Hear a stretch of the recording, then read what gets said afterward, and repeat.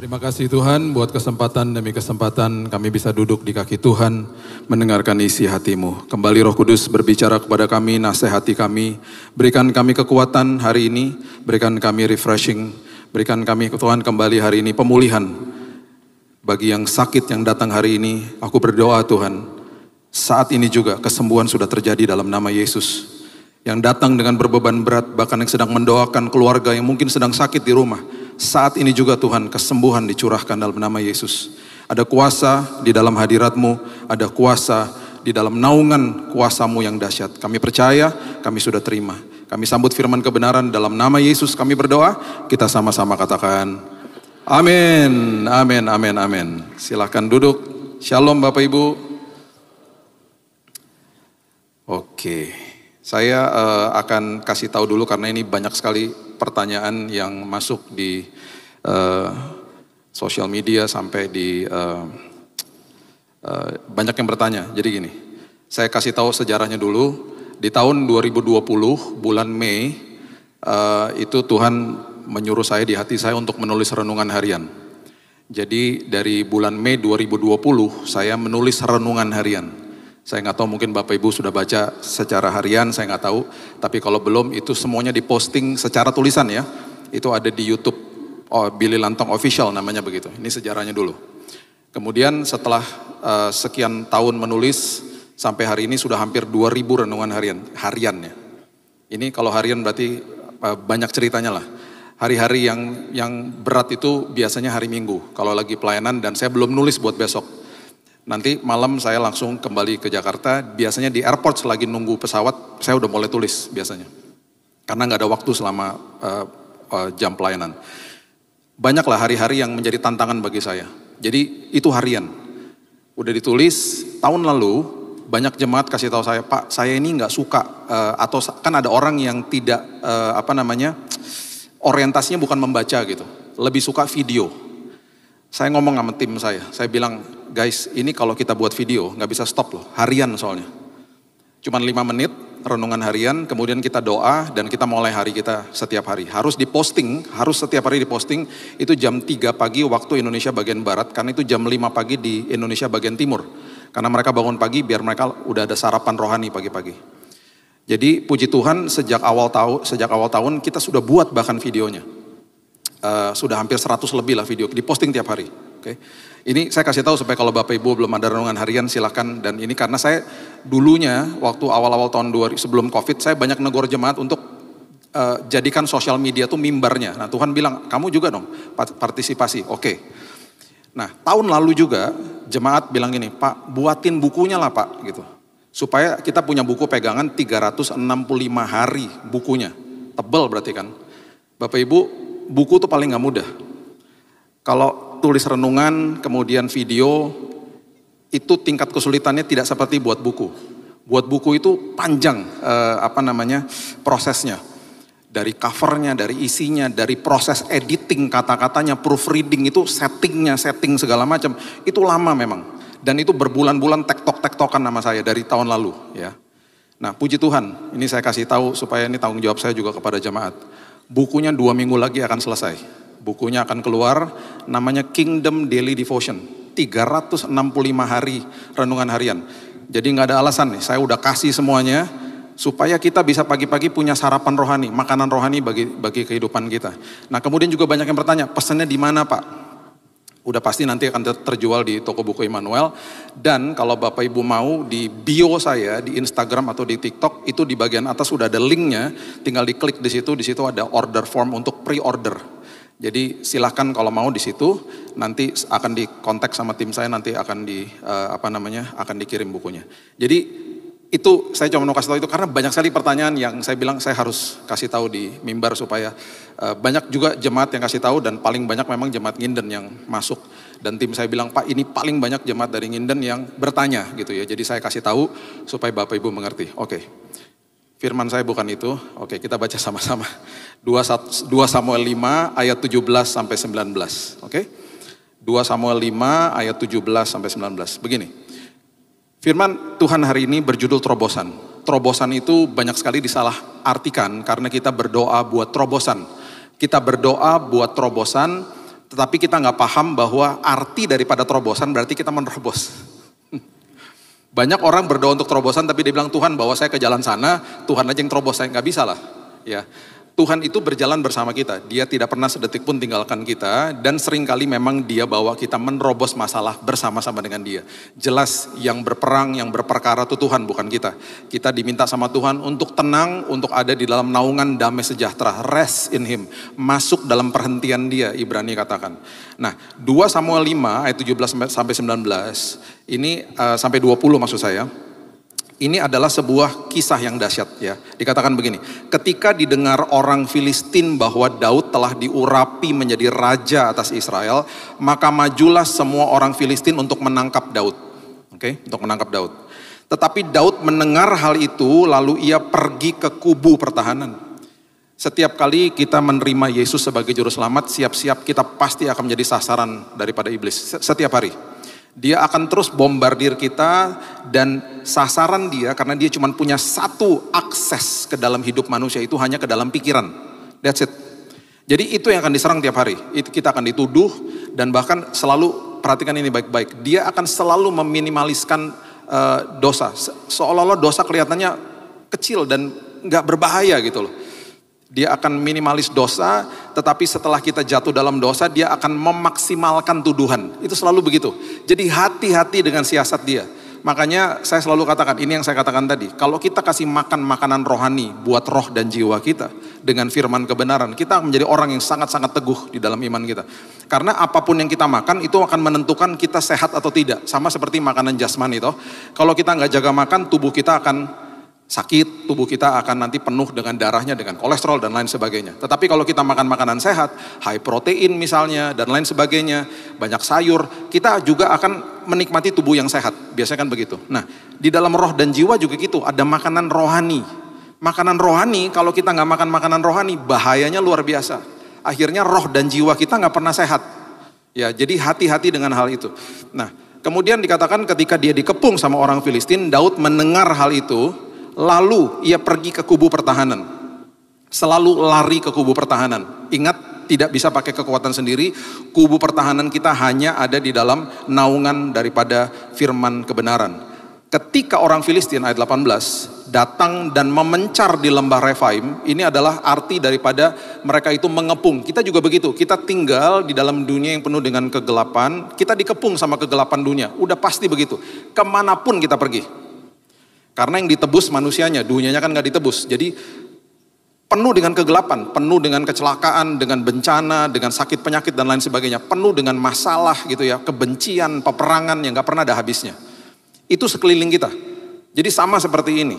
Kemudian bertanyalah Daud kepada Tuhan ayat 19. Apakah aku harus maju melawan orang Filistin itu? Apakah aku harus menerobos musuhku? Akan kau serahkankah mereka ke dalam tanganku? Tuhan, akan kau serahkankah musuhku ke dalam tanganku? Tuhan menjawab, majulah sebab aku pasti akan menyerahkan orang Filistin ke dalam tanganmu. Nah kemudian Daud maju, ya kemudian datanglah Daud di ayat 20 di Baal Perasim. Ini sebuah tempat yang penuh dengan arti, Baal Perasim. Dan memukul mereka kalah di sana, berkatalah ia, Tuhan telah menerobos musuhku di depanku seperti air menerobos. Sebab itu orang menamakan tempat itu Baal Perasim. Baal itu adalah dewa daripada orang Filistin. Perazim dalam bahasa Hebrew atau Ibrani itu adalah kata yang merupakan artinya menerobos. Jadi Baalnya, dewanya diterobos sama Tuhan. Itu maksudnya Baal Perasim. Nah kita juga pasti harusnya menikmati atau punya Baal Perasim dalam hidup kita. Di mana di titik itu kita bisa nyatakan, Tuhan terima kasih, aku terobos masalahku. Apapun yang aku doakan tentang masalahku, tapi aku lewati masalah ini. Karena semua masalah kita hanya melewati, kita nggak pernah diam di situ. Waktunya beda-beda setiap manusia. Nah, Baal Perasim ketika kita sedang menerobos, disitulah ketika berhadapan sama masalah dan lain sebagainya, disitulah yang namanya kebohongan iblis akan selalu dilontarkan. Ketakutanlah, kegalauan dan lain sebagainya. Ya, saya tadi sebelum kesini saya dapat WhatsApp. dari istri saya. Dia udah 2 minggu batuk pilek. Barusan dia WhatsAppin saya. Sayang doain ya, aku harus ke UGD. Aku lemas banget dari tadi malam. Dia bilang gitu. Itu mengganggu saya barusan. Terus saya bilang begini. Itu sebelum tadi kita nyanyikan lagu dalam ada kuasa dalam darahnya. Saya berdoa, saya balasin dalam nama Yesus, darahnya berkuasa menyembuhkan kamu. Saya bilang, Tuhan saya mau khotbah loh. Gak enak hatinya Tuhan kalau kayak gini. Baru saya ngomong gitu, saya gak tahu juga tim PW-nya akan nyanyi lagu itu. Tiba-tiba lagunya dinyanyikan. Ada kuasa dalam darahnya. Makasih Tuhan, konfirmasi. Tuhan bilang, udah Bil, tenang. Lakukan tugasmu, istrimu dalam naunganku. Makasih Tuhan. Di situ saya tahu Tuhan terima kasih. Bahwa setiap hari dalam hidup kita yang diserahkan pikiran kita. Kalau saya nggak lari ke kubu pertahanan barusan, saya bisa bad mood sekarang nih. Saya akan dengan berat hati nih, saya udah plong hati saya. Dalam sekejap, Tuhan terima kasih. Terima kasih Tuhan. Tuhan dahsyat, Tuhan luar biasa. Itu hal kecil-kecil kayak begitu loh. Saya bilang sama anak saya, dia harus anterin dia, jadi nggak bisa ke gereja. Saya bilang, Keaton, take mommy dan lay hands on her. Pegang tangannya, berdoa bagi dia. Ya. Oke, perhatikan ini, 1 Petrus 5 ayat 8. 1 Petrus 5 ayat yang ke-8. Sadarlah dan berjaga-jagalah, lawanmu si iblis berjalan keliling sama seperti singa. Lawanmu si iblis. Jadi kita nih setiap hari ya sadar dan berjaga-jaga. Tiap hari loh, sadar dan berjaga-jaga. Karena setiap hari dia akan melontarkan semua yang namanya kebohongan, tuduhan itu dilontarkan setiap hari. Lawan berjalan keliling sama seperti singa yang mengaum-ngaum. Seperti singa. Dia bukan singa. Dia berusaha jadi singa. Maksudnya dia mau nakut-nakutin kita gitu loh. Nah kemudian dikatakan dan dia berjalan keliling. Keliling ngapain? Dia mencari orang yang dapat ditelan. Jadi dia tiap hari dia berjalan keliling, dia lagi cari orang yang dapat ditelan. Kalau saya bisa tambahkan dengan kebohongannya, dengan tuduhannya, dengan apapun yang dia bisa lontarkan, sekali lagi hanya ke dalam pikiran kita. Makanya setiap pagi kalau kita bangun pagi, Roh Kudus akan bicara di hati kita. Karena dia tinggal di dalam hati kita. Iblis akan bicara di pikiran. Dua-dua suara ini akan ketemu dinamakan hati nurani, consciousness. Yang mengambil keputusan di hati nurani itu bukan iblis, bukan Tuhan. Kita, saudara dan saya. Baru bangun pagi aja kita sudah diperhadapkan dengan keputusan. Waktu kita buka HP misalnya ya, kita buka HP. Di situ pun kita diperhadapkan dengan keputusan. Mau baca renungan harian, mau baca firman Tuhan karena kita ada Alkitab di situ, atau saya mau buka yang namanya sosial media teman saya yang saya lagi gontok-gontokan, lagi geger-gegeran, lagi sebel-sebelan gitu. Itu aja. Ih, keluar negeri melulu, flexing banget sih kamu. Pagi-pagi udah begitu coba. Liatin sosmed temen yang kita lagi kesel misalnya. Ngapain coba? Makanya saya kasih tahu tadi, saya siapkan nih renungan harian buat jemaat. Dan sekali lagi Bapak Ibu mungkin juga banyak yang bertanya, Pak boleh di forward, boleh dipakai buat komsel, buat bahan khotbah, silahkan. Itu bebas, silahkan diambil, silahkan mau dijadikan bahan pembelajaran. Udah hampir 2000 renungan harian, itu pelajaran setiap hari. Dan itu hasil perenungan setiap hari ya.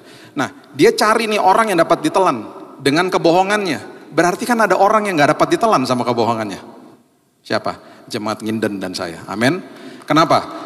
Karena kita, orang-orang yang gak dapat ditelan sama kebohongannya adalah orang-orang yang teguh di dalam kebenaran firman. Dia tidak akan gampang atau mudah dibohongi, gitu loh. Nah, ketika kita ngerti ini dengan benar, persepsi kita berubah. Persepsi sama masalah, persepsi sama apapun berubah. Contoh sederhana lah, nanti satu hari kita bahas. Sebuah pertempuran atau peperangan rohani, atau apapun lah pergumulan hidup kita. Itu sebenarnya adalah benih untuk sebuah wilayah yang baru. Itu adalah benih buat sebuah wilayah yang baru. Catat itu baik-baik. Di Alkitab ketika selalu ada pertempuran ini dan itu dan lain sebagainya. Mereka harus bertempur memang. Tuhan yang menjaga mereka, Tuhan yang menolong mereka seperti di Yosua 5 dan lain sebagainya. Tetapi itu semuanya setelah selesai dan Tuhan berperkara, Tuhan yang membela mereka, mereka dapat wilayah baru. Hari ini di dalam hidup kita, Bapak Ibu sudah disiapkan lembaran-lembaran baru, wilayah-wilayah baru, level-level yang baru dalam hidup kita. Tetapi memang selalu begitu, ada pertempurannya. Pertempurannya juga indah sebenarnya, karena kita menyerahkan semua kekhawatiran kita kepada Dia, dan Dia selalu katakan, diam, tenanglah, akuilah, aku adalah Tuhan. Aku yang berperkara bagimu. Nah, setelah itu semuanya selesai, ketika kita melewati dengan kebenaran firman, ada wilayah-wilayah baru Tuhan sudah siapkan bagi kita. Itu adalah benih. Makanya sebuah peperangan, sebuah pergumulan itu adalah benih buat sebuah wilayah yang baru dalam hidupmu. Apapun itu. Makanya orang-orang yang kehidupannya penuh dengan kesaksian, pasti ada kisah-kisah yang gak enak di baliknya. Karena mereka ngelewatin itu. Iya Pak, tadinya begini, begini, dan lain sebagainya. Saya selalu tersenyum, saya selalu bilang, itulah kebenaran firman. Karena Tuhan selalu membiarkan kita atau membawa kita ke dalam hal-hal seperti itu supaya karakter kita diteguhkan, iman kita dikuatkan, berjalan bersama Dia. Gitu loh. Nah, coba lihat Hakim-Hakim pasal yang ke-14 ayat 5 sampai 6. Hakim-Hakim 14 ayat 5 sampai 6. Lalu pergilah Simson beserta ayahnya dan ibunya ke Timna. Ketika mereka sampai ke kebun-kebun anggur di Timna, maka seekor singa muda mendatangi Simson dengan mengaum. Tadi kalau kita baca iblis seperti singa, dia hanya menyerang pikiran. Ini singa beneran, datangin Simson. Pada waktu itu, perhatikan ini, berkuasalah roh Tuhan atas dia. Nah ini indahnya perbandingan antara orang-orang yang hidup di perjanjian lama dengan kita. Perjanjian lama kerap kali roh Tuhan berkuasa di atas manusia, bukan di dalam manusia. Hari ini roh Tuhan berkuasa di dalam kita. Nah dulu di perjanjian lama ketika roh Tuhan hinggap di atas manusia, sesekali roh Tuhannya meninggalkan manusianya loh. Dan itu selalu kalau kita baca begitu. Roh Tuhan meninggalkan dia, hanya insidental sekali-sekali datang. Bahkan ketika masuk ke dalam ruang maha suci, harus ada mediatornya dan lain sebagainya yang bisa berhadapan sama hadirat Tuhan. Bahkan ketika Musa mau mendekati yang namanya semak belukar yang penuh dengan hadirat Tuhan, tiba-tiba suara Tuhan bilang begini, jangan deket-deket karena ini tanah kudus. Karena manusia belum bisa manunggal dengan kekudusan Tuhan, karena belum ada penebusan. Kalau manusia manunggal dengan kekudusan Tuhan, manusia bisa mati di dalam kekudusan Tuhan. Bukan karena Tuhan menghukum manusia, tetapi manusia dengan ketidakkudusannya dilumat sama kekudusan Tuhan. Itu pengertiannya. Jadi manusia gak bisa dekat-dekat, makanya Musa bilang jangan dekat-dekat, ini tanah kudus. Kan ironis. Tanah kudus tapi gak bisa dekat-dekat. Masuk ke perjanjian baru kan beda. Tiba-tiba Yesus bilang begini, yang tadinya Musa jangan dekat-dekat. Sekarang dia bilang, Marta, Marta, kenapa kamu menyibukkan diri? Harusnya kamu duduk di dekat kakiku. Beda udah semuanya. Nah hari ini Roh Kudus tinggal di dalam kita. Roh Kudus tinggal di dalam. Kok gak mati? Karena sudah ada kuasa penebusan. Kita sudah manunggal, diperdamaikan dengan Tuhan. Itu loh. Dan kalau Roh Kudus tinggal di dalam kita, berarti anak-anak Tuhan sudah dikuduskan. Kita tidak bisa menguduskan diri, kita dikuduskan oleh roh Tuhan. Jadi kurang tepat kalau orang Kristen bilang begini, hidup taat, biar kamu kudus. Ngawur itu.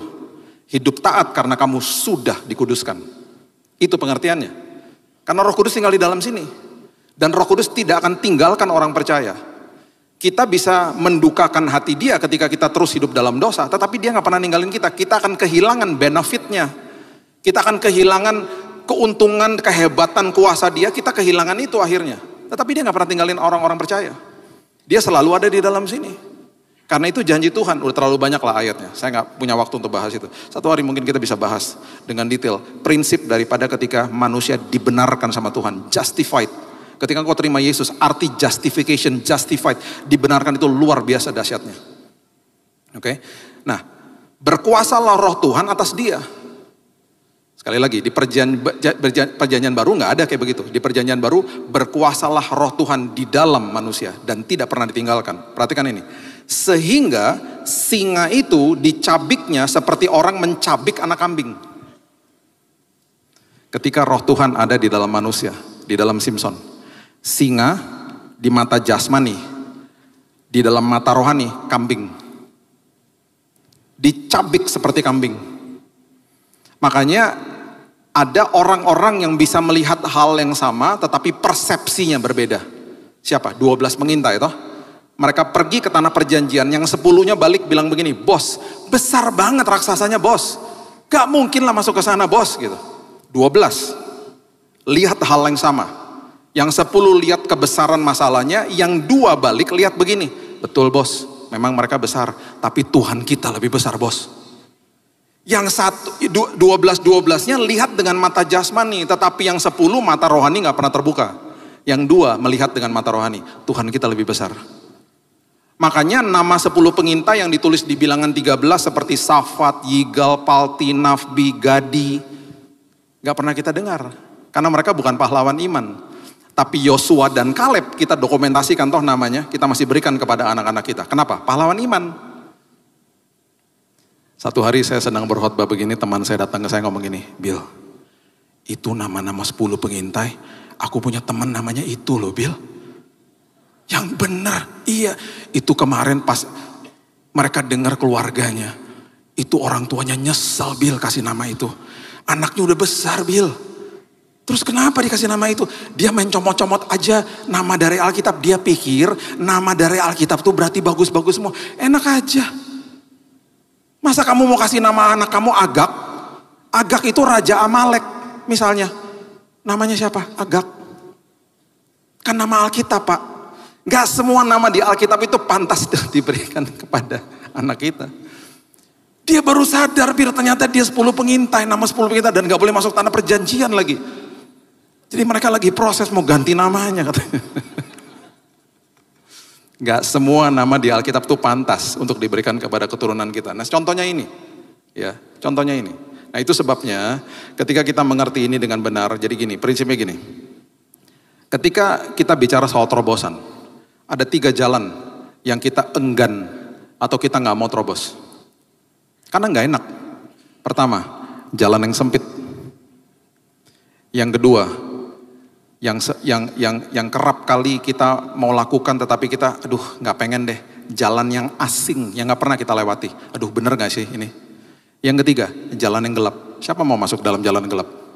Itu 3 jalan yang kerap kali kita gak mau masuk dan Alkitab sudah mencatat tentang hal-hal ini. Ada narasi-narasi yang luar biasa yang Alkitab sudah kasih tahu sama kita. Pertama, jalan yang sempit. Matius pasal yang ke-7 ayat 14 mengatakan begini. Karena sesaklah pintu. Oke, sesaklah pintu dan sempitlah jalan yang menuju kepada kehidupan dan sedikit orang yang mendapatinya. Bapak Ibu, jalan yang sempit ini selalu harus menjadi prinsip daripada kehidupan terobosan kita. Jadi gini, jalan yang sempit itu berarti sebelum masalah kita diterobos, saudara dan saya mengalami terobosan di dalam sini. Jadi jangan minta terobosan dari Tuhan, ya. Sah-sah aja minta terobosan, tetapi pasti dia akan kemudian bekerja di dalam kita, karena yang paling penting adalah terobosannya di dalam sini dulu. Kitanya diubahkan Tuhan.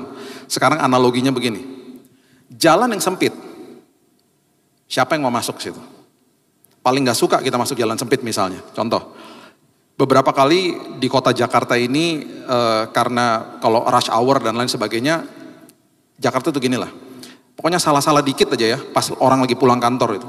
Waduh, kemarin ada Perdana Menteri dari Perancis kalau nggak salah itu datang. Jalanan ditutup karena cuma sebentar, dia cuma mau lewat di situ.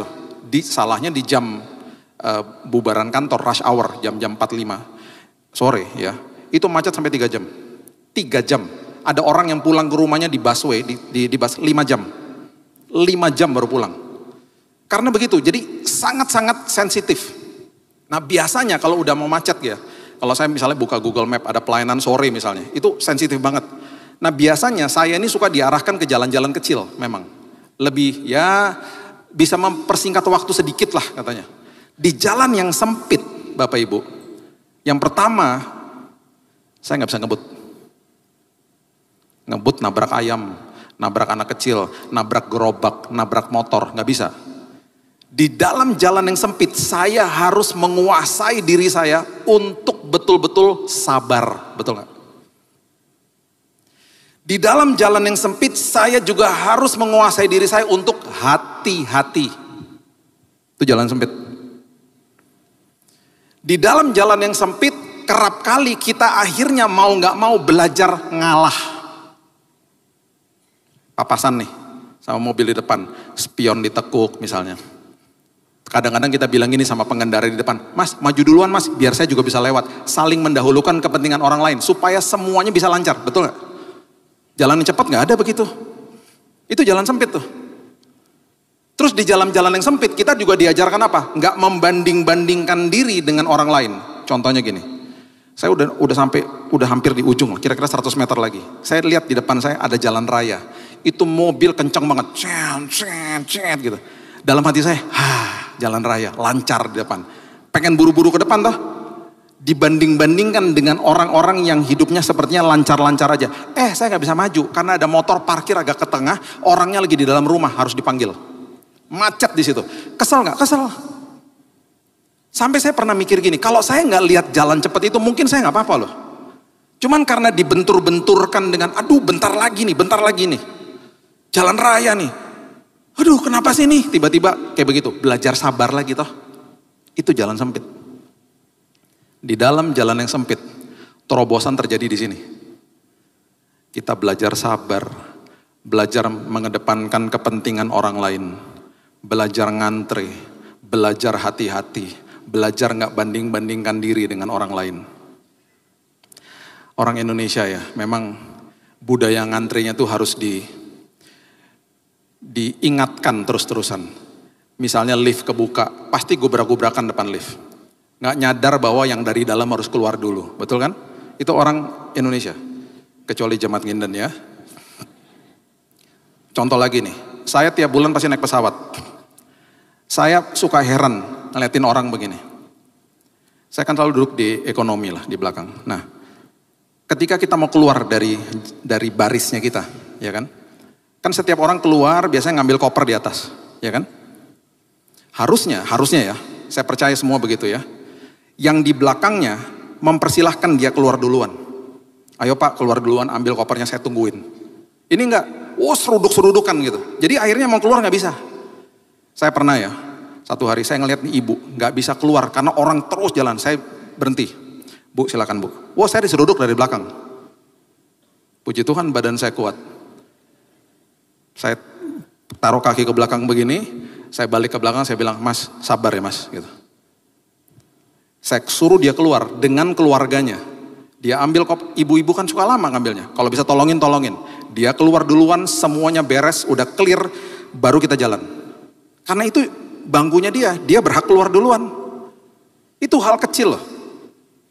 Kadang-kadang ya saya suka mau keluar dari situ, saya suka ngeliatin mukanya nih orang-orang. Gak peduli udah. Saya pegang koper, saya jalan duluan. Gak ada tuh, ayo Pak, silakan dulu Pak, keluar. Itu ya, budaya seperti itu hal kecil loh. Kalau kita lakukan itu dari hal kecil, belajar untuk memperhatikan kepentingan orang lain terlebih dahulu. Hidupmu diberkati. Hidupmu dibawa sama Tuhan, dan orang akan juga nantinya, itu semuanya kita tabur akan kembali kepada kita. Itu hal kecil loh, hal sederhana loh. Itu hal-hal kayak gitu, saya makanya suka perhatikan orang-orang. Masuk ke pintu mall misalnya, dibukain pintu, lihatlah sebentar ke sapamnya, makasih ya Mas. Gitu. Orang nyelonong aja. Itu hal kecil-kecil, hal seperti begitu orang udah gak peduli ketika di tempat umum. Ya, makanya di dalam jalan yang sempit kehidupan kita diubahkan Tuhan. Kehidupan kita di situ akhirnya mengalami terobosan. Jadi kalau sampai masuk ke dalam jalan seperti itu belajarlah, karena disitulah Tuhan akan menolong kita, Tuhan akan menolong yang tadinya ini loh karaktermu yang seperti ini, ayo diubahkan. Yang kedua, jalan asing.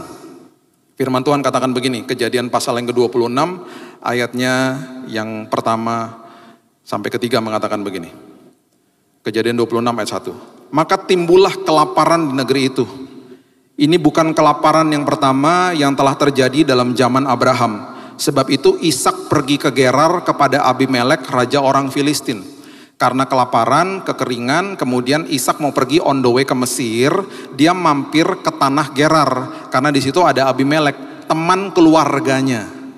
Jadi dia mampir, mungkin mau say hi dan lain sebagainya. Itu tanah asing kan? Lalu Tuhan menampakkan diri kepadanya serta berfirman, janganlah pergi ke Mesir, diamlah di negeri yang akan kukatakan kepadamu. Diam di sini. Tinggallah di negeri ini sebagai orang asing. Tinggallah di negeri ini sebagai orang asing.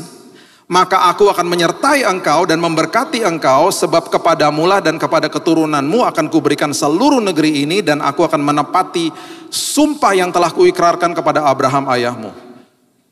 Tanah asing atau lembaran asing dalam hidup kita, atau sesuatu hal yang kita sedang alami yang gak pernah kita alami sebelumnya, itu sering kali membawa kehidupan kita kepada proses yang namanya deg-degan.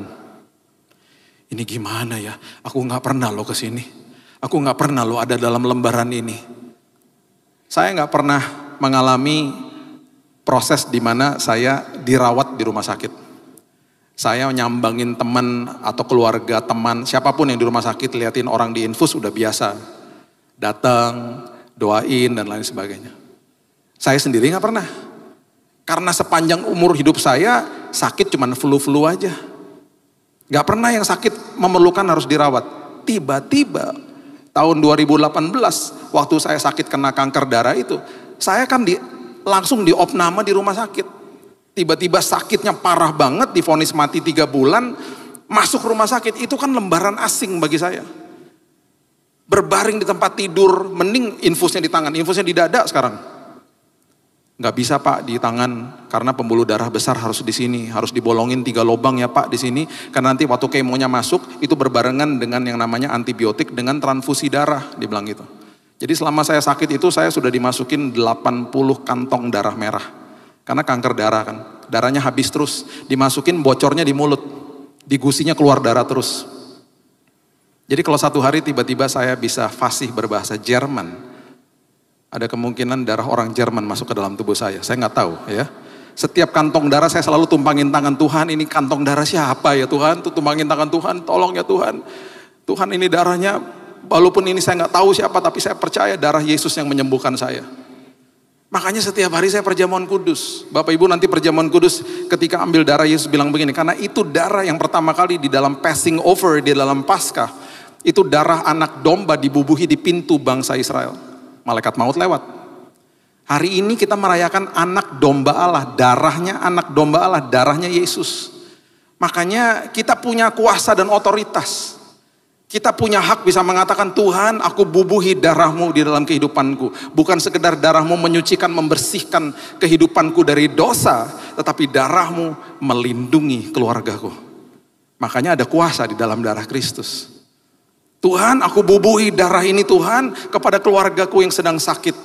Aku bubuhi darahmu ini Tuhan kepada keluargaku. Perlindunganmu Tuhan terjadi dalam keluargaku. Jadi benteng pertahanan.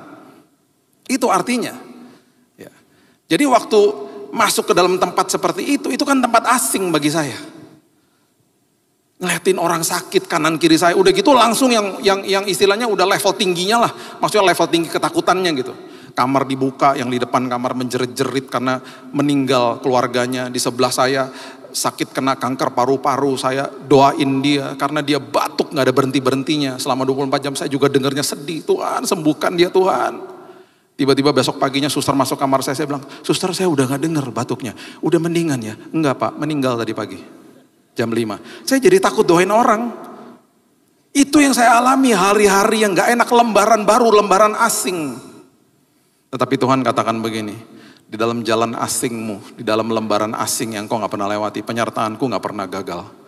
Hal-hal kecil aku akan berikan kepadamu. Bahkan ketika kau melihat ada sesuatu yang tertutup, aku adalah Tuhan, aku adalah sumber atas segala sumber. Kemudian firman Tuhan katakan begini, ya. Kejadian pasal yang ke-26 ini coba baca ayatnya yang ke-15 sampai 19 mengatakan begini. Segala sumur yang digali dalam zaman Abraham ayahnya oleh hamba-hamba ayahnya telah ditutup oleh orang Filistin, ditimbun dengan tanah. Dan kebutuhan seseorang yang ada di dalam padang seperti begini adalah air. Lalu kata Abimelek kepada Ishak, pergilah dari tengah-tengah kami sebab engkau telah menjadi jauh lebih berkuasa daripada kami. Karena dia menjadi sangat kaya, di tempat itu, di tanah asing dia kaya. Ya, karena penyertaan Tuhan. Jadi pergilah Ishak dari situ dan berkemahlah ia di lembah Gerar, nggak jauh dari situ, tanah asing, dan ia menetap di situ. Kemudian Ishak menggali kembali sumur-sumur yang digali dalam zaman Abraham ayahnya, yang telah ditutup oleh orang Filistin sesudah Abraham mati. Disebutkannya lah nama sumur-sumur itu menurut nama-nama yang telah diberikan oleh ayahnya. Perhatikan ayat 19. Ketika hamba-hamba Ishak menggali di lembah itu, Mereka mendapati di situ mata air yang berbual-bual airnya. Mereka lagi menggali, mereka lagi mencari, Tuhan sediakan mata air yang berbual-bual. Saya cuma mau beritahu ini kepada kita. Bapak, Ibu, dan saya melekat kepada sumber, bukan pipa. Ya, kita itu kalau kita ngomongin finansial misalnya ya, kita itu bisa dapat finansial itu dari pekerjaan, dari usaha, atau belas kasihan orang. Biasa kan begitu kan? Itu pipa. Pipa-pipa ini, pekerjaan, usaha, atau belas kasihan orang, itu bisa tutup kapan aja. Bisa tutup kapan aja. Jangan melekat kepada pipanya. Jangan mengkultuskan pipanya. Karena kita melekat kepada sumber, bukan pipa. Pipa bisa ketutup, sumber gak pernah tutup. Makanya, aku adalah pokok anggur, kamu rantingnya. Ranting melekat kepada pokok anggur, kepada sumber. Ya, kemudian anak si bungsu ketika mau pergi dari bapaknya, dia juga bilang begini, Bapak berikan harta milik kita, itu akses. Harta milik kita yang menjadi hakku, dia melepaskan akses kepada kepemilikan. Salah udah. Karena kan kita bukan pemilik, kita pengelola apa yang dimiliki sama sumbernya. Karena kita melekat kepada sumbernya. Itu kalimat mengerikan loh, ketika bungsunya bilang begitu. Bapak berikan harta milik kita yang menjadi hakku. Dengan kata lain dia bilang begini, saya mau melepaskan akses kepada kepemilikan. Akses itu yang terlepas dari tangan, gak pernah terlepas dari hidup, karena supply jalan terus. Karena nempel kan sama sumbernya. Tetapi yang namanya kepemilikan berarti dia melepaskan akses yang terlepas dari tangan, terlepas dari hidup. Karena supply udah gak ada. Itu maksudnya. Jadi ketika Tuhan membukakan mata air yang berbual-bual, saya cuma mau beritahu ini kepada kita, mungkin ada di lembaran asing hari ini. Ada di jalan yang kita gak pernah tempuh.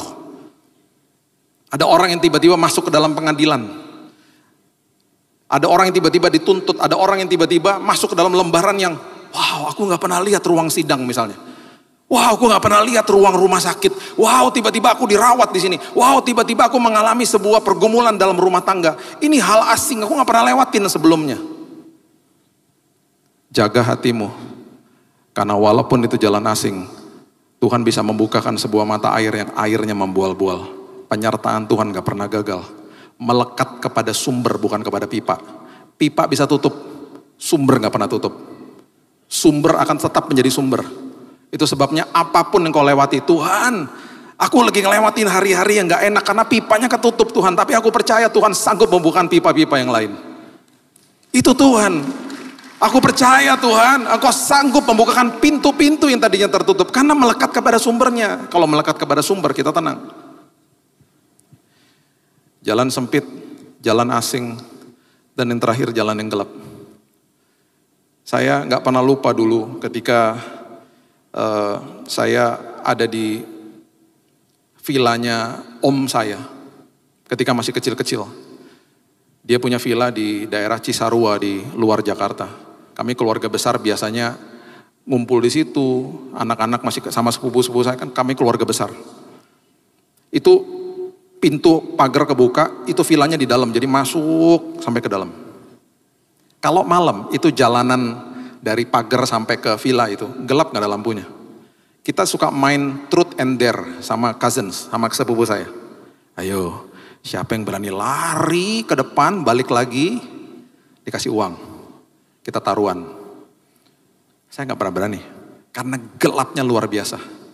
Ada sih satu pernah lari ke depan, terus kita teriakin rame-rame. Biasalah anak kecil, wah hantu lo gitu-gitu. Dia sampai balik sih, maaf ya.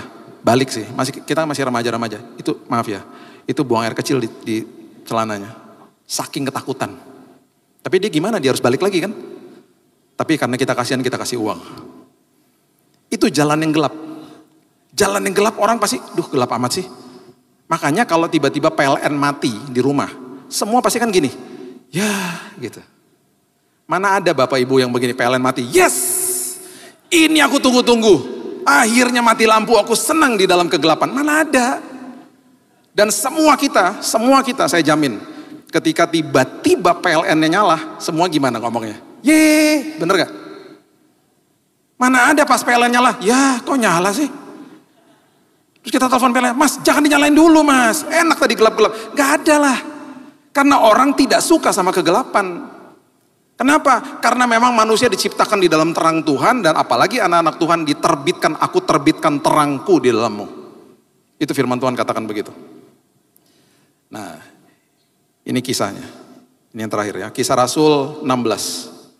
Ayat 16 sampai ayat yang ke-18 mengatakan begini. Pada suatu kali ketika kami pergi ke tempat sembahyang itu, kami bertemu dengan seorang hamba perempuan yang mempunyai roh tenung. Dengan tenung-tenungannya, tuan-tuannya memperoleh penghasilan besar. Ia mengikuti Paulus dan kami dari belakang sambil berseru, katanya, orang-orang ini adalah hamba Allah yang maha tinggi. Mereka memberitakan kepadamu jalan kepada keselamatan. Jadi wanita ini adalah tukang tenung, dukun. Dan dia memberikan hasilnya dari apa yang hasil tenungannya itu kepada bos-bosnya. Ayat 18, hal itu dilakukannya beberapa hari lamanya, tetapi ketika Paulus tidak tahan lagi akan gangguan itu, ia berpaling dan berkata kepada roh itu, demi nama Yesus Kristus aku menyuruh engkau keluar dari perempuan ini. Seketika itu juga keluarlah roh itu. Oke. Waktu rohnya dikeluarkan dari situ, wanita ini bebas. Penghasilan kepada bosnya kan gak ada. Bosnya marah. Bosnya ngadu kepada pembesar-pembesar kota. Paulus dan Silas dipenjarakan, itu kisahnya. Waktu dipenjarakan, mereka pesan sama kepala penjara, jagain, awas kamu kalau terjadi apa-apa. Ayat selanjutnya, ayat 23. Ayat 23. Setelah mereka berkali-kali didera, jadi siksa dulu mereka dilemparkan ke dalam penjara, kepala penjara diperintahkan untuk menjaga mereka dengan sungguh-sungguh.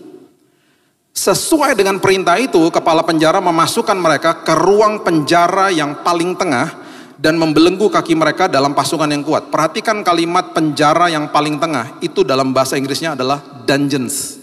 Dungeons itu artinya adalah tempat yang di bawah tanah, gelapnya luar biasa, dan itu sumpeknya luar biasa. Very humid di dalam situ. Itu tempat yang mereka ditempatkan. Di tempat yang paling tengah itu maksudnya itu, dungeons. Okay? Sesuai dengan, jadi paling tengah dan dibelenggu ya. Tetapi kira-kira tengah malam, perhatikan ini. Tengah malam, kata tengah malam, midnight, itu pertama kali keluar itu didokumentasikan di Alkitab ketika bangsa Israel masuk ke dalam tulah yang terakhir. Tulah yang terakhir itu disebut tengah malam, itu adalah kegelapan yang menggambarkan ketakutan manusia. Itu pertama kali kata tengah malam diucapkan di situ. Jadi kata midnight, tengah malam itu adalah gambaran daripada waktunya manusia, waktu kita yang melewati masalah yang paling gak enak, paling gelap itu di situ. Itu artinya sebenarnya. Terjadi begini, tengah malam Paulus dan Silas berdoa dan menyanyikan puji-pujian kepada Allah, dan orang-orang hukuman lain mendengarkan mereka. Hal pertama yang perlu kita lakukan, di dalam kegelapan masalahmu, nyanyikan nyanyian syukur kepada Tuhan. Ada kuasa di balik ucapan syukur. Ada kuasa di balik ucapan syukur. Selalu nyatakan begini, Tuhan terima kasih. Jawaban doa Tuhan sudah siapkan, kesembuhan Tuhan sudah siapkan ribuan tahun yang lalu. Aku terima dalam nama Yesus. Aku mengucap syukur karena pekerjaan tanganmu hebat dalam hidupku. Ya. Kemudian begini, akan tetapi terjadilah gempa bumi setelah mereka mengucap syukur yang hebat sehingga sendi-sendi penjara itu goyah. Seketika itu juga terbukalah semua pintu, terlepaslah belenggu mereka semuanya. Ada kuasa di balik ucapan syukur. Pintu penjara kebuka, belenggu terlepas. Hal pertama yang biasanya manusia lakukan ketika ada dalam posisi begini, kabur. Cepat-cepat keluar. Ini pertolongan Tuhan. Saya mau beritahu ini kepada kita. Di dalam ucapan syukur, bukan sekedar kuasa Tuhan dinyatakan, di dalam ucapan syukur Tuhan memberikan hikmatnya kepada kita. Ada kalanya di dalam sebuah tengah malam pergumulan hidup Tuhan bilang begini, tunggu dulu nak, diem dulu di situ. Gak enak Tuhan, iya aku tahu, aku sudah bebaskan kamu, tinggal dulu di situ. Kenapa? Karena aku mau menyatakan kemuliaanku lewat hidupmu. Tunggu dulu, perhatikan ini, saya tutup dengan ini ya. Kehidupan manusia, semua kita diberikan kemuliaan Tuhan. Nanti satu hari kita bahas dengan lebih detail. Kemuliaan Tuhan itu artinya atribut karakter Tuhan yang diberikan di dalam manusia. Di semua ciptaan yang lain itu hanya ditempel istilahnya. Bulan, bintang, binatang, dan lain, itu ditempel. Jadi kita cuma bisa lihat, hebat ya Tuhan ya, berkarya Tuhan. Tetapi manusia itu ditempatkan di dalam. Serupa dan segambar itu artinya begitu. Dan itu ada kaitannya dengan berhala. Ya, itu dalam sekali Kejadian 1 ayat 26. Ketika diberikan kemuliaan, the glory of God, kabot namanya. Ya, ketika glory of God itu atau kemuliaan Tuhan meninggalkan manusia itu disebut ikabot. Jadi ikabot, kehebatan Tuhan, kedahsyatan ditempatkan di dalam manusia. Makanya kita punya zona kekuatan masing-masing toh. Oh, orang ini bisa begini, orang ini kemampuan ini punya kehebatan masing-masing. Ada yang jago di dunia ini, hebat lah. Itu kemuliaan Tuhan sebenarnya. Tetapi dunia nggak bisa lihat, karena orang yang non-believer, yang tidak percaya juga punya kehebatan, juga punya kemampuan yang hebat-hebat, ya kan? Nah, perhatikan ini, satu-satunya momen ketika dunia bisa melihat kemuliaan Tuhan di dalam anak-anak Tuhan, itu adalah ketika kita ada di dalam masalah. Karena Matius 7 mengatakan begini, ada dua rumah, yang satu didirikan di atas pasir, satu didirikan di atas batu. Dua-duanya rumah toh, kalau kita lihat rumahnya, kita bisa lihat fondasinya, nggak bisa lah. Mana bisa lihat fondasinya?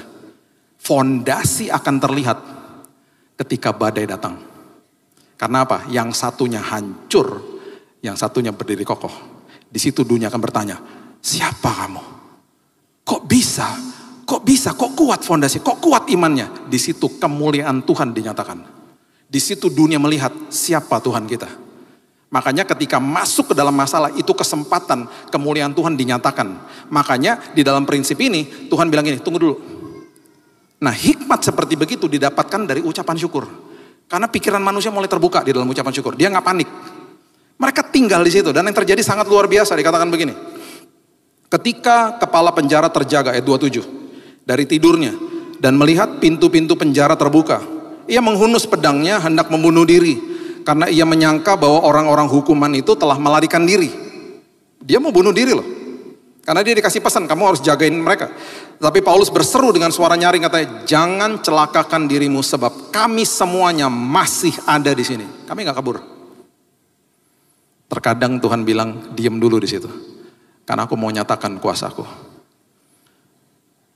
Dan ketika kepala penjara itu menyuruh membawa suluh, ayat 29, berlari masuk dan dengan gemetar tersungkurlah ia di depan Paulus dan Silas. Ia mengantar mereka keluar sambil berkata, Tuan, Tuan, apakah yang harus aku perbuat supaya aku selamat? Jawab mereka, percayalah kepada Tuhan Yesus Kristus dan engkau akan selamat, engkau dan seisi rumahmu. Bapak Ibu, kalau Paulus dan Silas kabur pergi dari situ, kepala penjara mungkin sudah bunuh diri. Karena mereka tinggal di dalam kegelapan dengan pertolongan dan hikmat Tuhan. Bukan sekedar kepala penjara, nanti Bapak Ibu baca kisahnya. Bukan sekedar dia diselamatkan, seisi rumahnya terima Yesus. Bapak Ibu, waktu kemarin kita di COVID, berapa banyak di antara kita yang pastinya berdoa, Tuhan lalukan badai ini Tuhan. Tuhan biarin dulu. Supaya semua khotbah-khotbah di-upload ke sosial media. Karena gedung gereja ditutup toh. Karena di-upload ke sosial media, tiba-tiba orang Indonesia mendengarkan firman Tuhan di mana-mana. Yang terjadi adalah banyak jiwa terima Yesus gara-gara kegelapan itu. Itu Yesus. Dia bilang ini, tunggu dulu nak, tunggu dulu. Karyaku akan dinyatakan. Di dalam kegelapan, kuasaku dinyatakan. Oh, dari yayasan kami aja, yang kami data 2.000 orang terima Yesus gara-gara sosmed. Makanya sosmedmu adalah mimbarmu. Makanya ketika masuk ke dalam sebuah kegelapan apapun, terkadang Tuhan bilang, tunggu dulu. Saya di rumah sakit, saya gak pernah lupa. Bill, kamu udah oke ya. Sekarang tiba-tiba pagi-pagi, saya bangun pagi, ada suara begini, kunjungi kamar nomor 6. Kamar nomor 6. Suaranya keras banget, suster datang, saya bilang, kamar nomor 6 itu siapa suster? Ada pak, orangnya itu ditemenin sama istrinya di sana karena penyakit jantung. Ini waktu awal-awal sebelum saya dimasukkan ke rumah sakit yang lantainya lantai kemo. Ini masih awal-awal. Terus waktu saya masuk ke sana, saya ketok pintunya. Pak, mohon maaf, saya kasih tahu nama saya, boleh nggak saya doain? Oh, dia nangis. Dia nangis, saya kena masalah jantung pak dan lain lain. Saya bilang, Pak, saya doakan ya pak. Saya doakan, istrinya nangis, mereka tiba-tiba curhat, iya pak kami banyak masalah bla bla bla segala macam. Udah, saya kembali, saya gak kenal mereka. Besoknya suster datengin saya, Pak tadi malam terjadi mujizat, mereka sembuh pak, tadi pagi tesnya luar biasa, mereka udah boleh pulang. Di tengah kegelapan, terkadang Tuhan bilang tunggu dulu nak, biarkan di situ. Kita akan melewati jalan-jalan yang tidak enak. Menerobos bersama-sama Tuhan itu nikmat. Menerobos bersama Tuhan berarti saya ngalamin terobosan dulu di sini. Dan apapun yang saya lihat di depan saya, berdoalah, mengucap syukurlah, karena bukan kuasa Tuhan dinyatakan, tetapi hikmat Tuhan dinyatakan dalam hidup kita. Amin. Berikan tepuk tangan kita untuk Tuhan kita. Terima kasih Tuhan buat firman-Mu, firman-Mu ajaib, firman-Mu dahsyat, firman-Mu luar biasa. Kami cinta dengan firman Tuhan. Kami justru ditopang hidup kami karena kami mengerti firman, kami membaca firman, kami mendengar firman. Tuhan, kami mengucap syukur buat hari ini kembali Roh Kudus yang ada di dalam kami menasehati kami, menguatkan, mengokohkan kami. Aku berdoa Tuhan, aku stop sampai di sini, tapi firman Tuhan terus berkumandang di hati kami, memberikan kami kekuatan. Aku nggak tahu Tuhan, jemaat-Mu ada di dalam lembaran atau di dalam jalan yang mana. Tetapi apapun jalan itu Tuhan, buat kami berubah, buat kami kokoh dan kuat. Dan senantiasa mulut kami, bibir kami akan selalu mengeluarkan ucapan syukur. Karena kami tahu Tuhan selalu berbuat yang terbaik bagi kami. Kami serahkan hidup kami, keluarga kami dalam tangan Tuhan. Perlindungan Tuhan, kesembuhan, pemulihan Tuhan sudah siapkan, kami terima dalam nama Yesus. Hanya di dalam nama Tuhan Yesus aku berdoa dan mengucap syukur. Kita sama-sama katakan amin. Tuhan berkati.